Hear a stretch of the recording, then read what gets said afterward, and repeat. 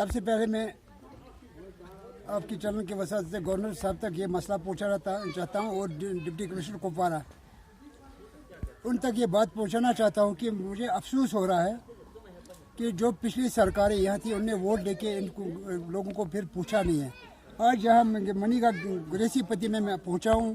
یہاں کے جو ذی عزت لوگ مشہور بزرگ انسان تھے یہاں پہ کہ انہوں نے جب یہ ڈیمانڈ رکھی ہے کہ سارے منی گاہ میں یہاں حیامہ بلاک میں سب جگہ پہ روڈ نکلے, لیکن یہاں کی جو بستی ہے یہ تقریباً 8,000 لوگوں پہ مشتمل ہے. 8 وارڈ ہے یہ.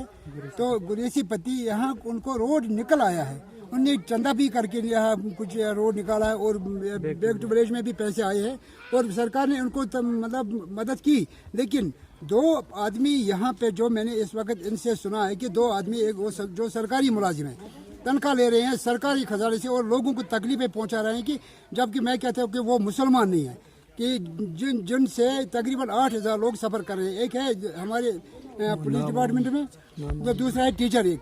تو میں ان کو آپ کی چینل کی وسعت سے یہ گزارش کرتا ہوں کہ اگر آپ لوگ مسلمان ہیں اور ہمسایہ کو ہمسایہ سے تکلیف نہیں پہنچنا چاہیے تو ان لوگوں کو میں گزارش کرتا ہوں کہ وہ آرام سے برادری سے کوئی قانونی کارروائی نہ کرنا پڑے ہمیں. تو یہ روڈ ان کو چھوڑ دینا چاہیے. وہاں سے تقریباً 100-200